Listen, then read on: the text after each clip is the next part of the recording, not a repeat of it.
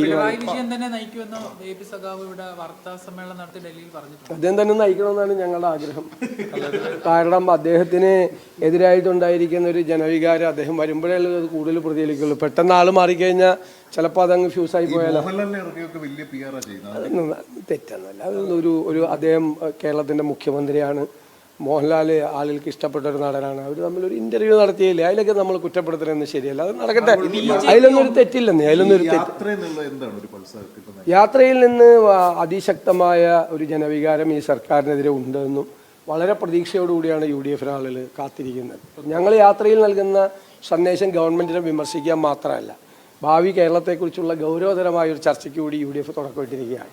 അപ്പോൾ ആരോഗ്യ, വിദ്യാഭ്യാസ, തൊഴിൽ, കാർഷിക മേഖലകൾ ഉൾപ്പെടെയുള്ള കാര്യങ്ങളിൽ ഞങ്ങൾക്ക് നല്ല ബദൽ നിർദ്ദേശങ്ങളുണ്ട്. സാമ്പത്തിക രംഗത്ത് ഉൾപ്പെടെ എല്ലാം തകർന്നടിഞ്ഞ് കിടക്കുകയാണ് കേരളത്തിൽ. ഭയങ്കര വലിയ സാമ്പത്തിക പ്രതിസന്ധിയിൽ. അതിൽ നിന്ന് കേരളത്തെ ഉയർത്തെഴുന്നേൽപ്പിക്കാൻ UDF നൽകുമെന്നുള്ളൊരു വലിയ മെസ്സേജാണ് ഞങ്ങൾ യാത്രയിൽ നൽകുന്നത്.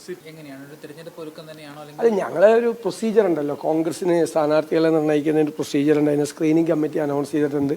ഞങ്ങളിത് നേരത്തെ ചെയ്യണമെന്ന് തീരുമാനിച്ചതാണ്. പിന്നീട് അത് ഇലക്ഷൻ വൈകി പോകും എന്നുള്ളൊരു റിപ്പോർട്ട് കിട്ടിയതിനെ തുടർന്നാണ് വളരെ നേരത്തെ കഴിഞ്ഞ ആഴ്ച ചെയ്യേണ്ടതായിരുന്നു ഇപ്പോൾ ഈ ആഴ്ച ചെയ്യുന്നത്. ഞാൻ യാത്രയിലായതുകൊണ്ട് ഞായറാഴ്ച മാത്രമാണ് അവധി.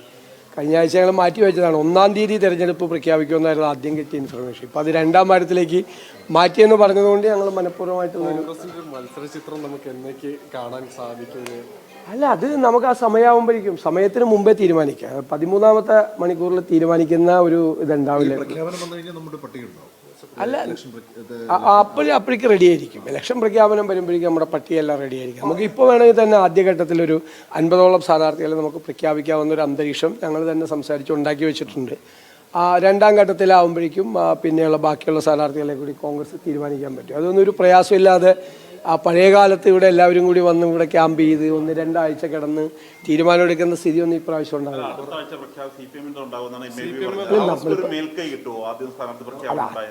നമ്മളെ റെഡിയാണെന്നേ, നമുക്ക് റെഡിയാണ്. നമുക്ക് എപ്പോൾ വേണമെങ്കിലും ചെയ്യാം, എപ്പോൾ വേണമെങ്കിലും നമുക്ക് ചെയ്യാം. അല്ല, അതെല്ലാം ഒരു മാനദണ്ഡത്തിന്റെ അടിസ്ഥാനത്തിൽ